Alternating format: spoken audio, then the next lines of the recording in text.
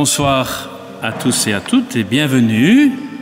Nous continuons ce beau parcours de l'octave à Notre-Dame d'Arlon, reine de la paix et témoin d'espérance. C'est l'accent que nous mettons en cette année sainte. Nous accompagnons Marie aussi au gré des étapes de ce que nous connaissons de sa vie, telles que les évangiles nous la présentent. Nous avons débuté avec l'Annonciation en creusant un peu le thème « Témoin d'espérance auprès des jeunes ». Ensuite, nous avons médité la Visitation, témoin d'espérance dans la solidarité. Hier, c'était la Nativité, témoin d'espérance dans le don de la vie. Ce soir, témoin d'espérance dans l'exil, car c'est une expérience qu'a faite aussi la Sainte Famille que de se retrouver jetée sur les routes de l'exil pour fuir la violence, la haine sanguinaire.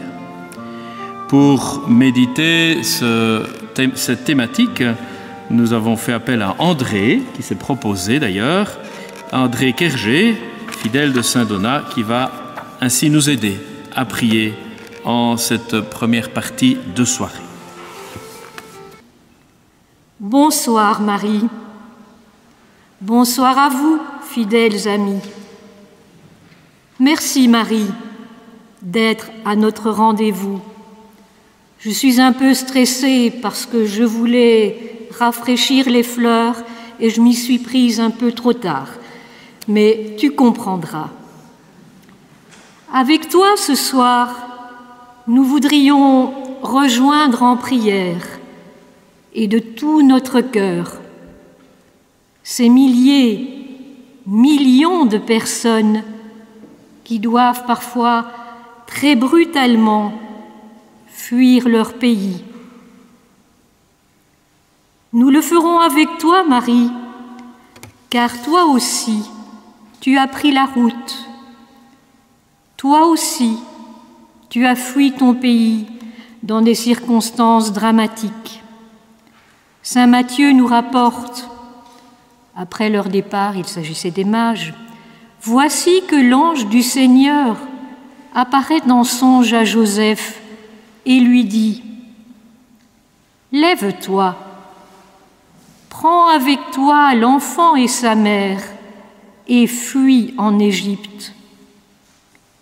Reste-y jusqu'à nouvel ordre, car Hérode va rechercher l'enfant pour le faire périr. » Joseph se leva, prit avec lui l'enfant et sa mère de nuit et se retira en Égypte.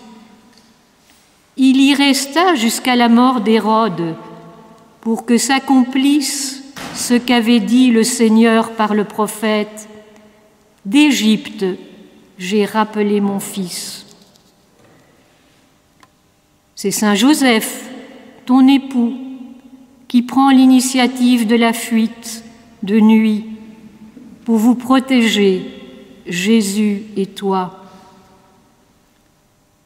Saint Matthieu ne nous en dit pas davantage sur votre fuite. Il ne nous parle pas de toi, Marie. Ce silence à ton sujet est lourd de questions. Qu'as-tu pensé? Qu'as-tu dit lorsque Joseph t'a fait part du terrible danger qui menaçait ton enfant? Tous les visiteurs étaient repartis. Le calme était revenu. Tu te reposais un peu en admirant ton tout petit. Il commençait à ouvrir les yeux, à te reconnaître. Brisons ce moment de grâce. Ton époux vient t'annoncer qu'il faut partir parce que la vie de ton enfant, de ton trésor est menacée. Quelle nouvelle brutale pour ton cœur de jeune maman.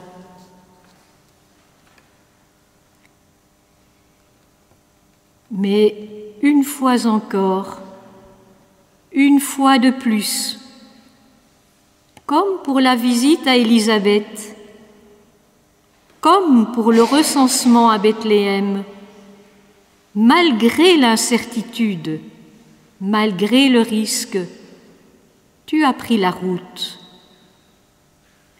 Une fois de plus, tu as fait confiance et tu as dit « Qu'il m'advienne selon ta parole ».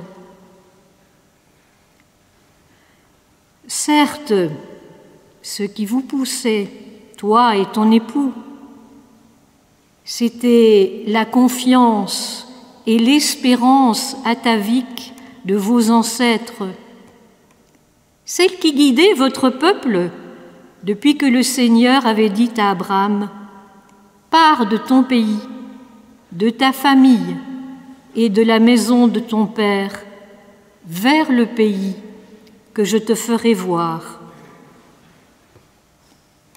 Mais en toi, Marie, l'espérance prenait une autre tonalité. Elle n'était plus attente de la réalisation d'une promesse, car par toi, la promesse s'était déjà réalisée. Ton espérance, Marie, ce n'était plus une attente, c'était un combat pour protéger la fragilité de ce tout petit que tu serrais dans tes bras. Un combat qui te poussait vers une grandeur inégalée. Pour cela, Marie, nous te disons depuis des siècles, je te salue, Marie, pleine de grâce. Le Seigneur est avec toi. Tu es bénie entre toutes les femmes, et Jésus, le fruit de tes entrailles, est béni. Sainte Marie, Mère de Dieu, prie pour nous pauvres pécheurs, maintenant et à l'heure de notre mort. Amen. Marie, sois aux côtés de ces hommes et femmes qui aujourd'hui encore doivent fuir leur pays et s'exiler parce qu'ils ont faim, parce qu'ils sont en danger, parce qu'ils sont persécutés, parce que la nature les menace. Les habitants de l'Ukraine, de la Corne de l'Afrique, du Népal, du Moyen-Orient, des Philippines, d'Afrique centrale. Sois aussi aux côtés de celles et ceux qui, comme les femmes afghanes ou d'autres, voudraient fuir, mais ne le peuvent pas. Je n'ai jamais dû quitter mon pays parce que je ne pouvais plus y vivre. J'ai un bon passeport qui me permet d'entrer dans de très nombreux endroits. J'ai une carte de crédit. Moi, quand j'arrive, on m'accueille bien. Mais j'ai eu beaucoup d'occasions de croiser des personnes qui ont dû quitter leur pays dans des circonstances particulièrement dramatiques. Ce sont des visages que je n'oublierai pas, tant leur douleur et leur désarroi m'ont bouleversée. Il y avait Younous, ce jeune Afghan qui avait fui Kaboul à l'âge de 13 ans et perdu ses parents en Iran. Il est arrivé à Luxembourg comme mineur non accompagné et quelques années plus tard, il a travaillé avec moi comme étudiant pendant les vacances. Il me disait « Souviens-toi, quand tu penses à moi, pense à Jonas. Comme ça, tu n'oublieras pas Younous. » Je n'oublierai pas Younous, même sans penser à Jonas. Alia, une toute jeune veuve, maman de 3 enfants, elle était tellement jolie. Elle avait fui la guerre en Syrie parce que, comme maman seule, elle n'y était plus en sécurité. Rana et ses 3 enfants, dont le mari était un opposant au régime de Bachar, ils risquaient la prison ou la mort. Habib était jeune. Il était réfugié au Liban pour ne pas être obligé de rejoindre l'armée syrienne. Il était chrétien et à ce titre, il était susceptible d'être enrôlé dans l'armée de Bachar pour se battre contre d'autres, peut-être ses frères. Marie et Séganet, qui avaient quitté leur Éthiopie natale pour aider financièrement leur famille restée au pays. Je me souviens aussi de Gitesh. Gitesh était assis à côté de moi dans l'avion au départ de Katmandou. Il quittait le Népal pour aller travailler dans le Golfe Persique. Et son cœur était tellement serré. Et quand on connaît les conditions de travail sur les plateformes pétrolières du Golfe Persique, c'est terrible d'y repenser. Alors, il y avait aussi Jeannette. Jeannette était une amie. Elle avait fui le Rwanda avec ses 4 enfants. D'abord pour le Togo, puis pour la Belgique. Puis elle est retournée au Togo pour récupérer des neveux et s'est retrouvée à Roissy, arrêtée par la police des frontières et emprisonnée à Fleury-Mérogis.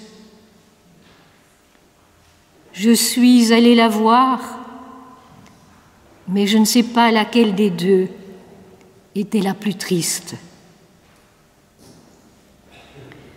Je pense aux habitants de la Beka. Il y en a beaucoup que je connais là-bas. L'école de Jaboulé, où je vais très souvent, les a accueillis à l'automne dernier, au moment où l'armée israélienne bombardait la Beka. L'armée prend une carte, montre une carte, y met une croix et dit « Nous bombardons là, dans 1 heure. Vous avez 1 heure pour vous enfuir. » Enfin, je voudrais évoquer les habitants de la bande de Gaza. Je ne connais aucun Gazaoui. Je connais des Palestiniens, mais je ne connais pas de Gazaoui. Depuis le 7 octobre 2023, ils fuient d'une localité à l'autre, d'un abri à l'autre, sur une surface totale de 40 km². Ils voudraient fuir plus loin, mais toutes les issues sont bouchées. Pour toutes ces personnes, l'angoisse devant l'incertitude du lendemain, la nostalgie de leur pays, la peur des mauvaises nouvelles, les déceptions accumulées sont si envahissantes, si poignantes, qu'il ne reste plus de place pour un soupçon d'espérance. Pourtant, Marie, ils auraient tant besoin de l'espérance dont tu témoignes.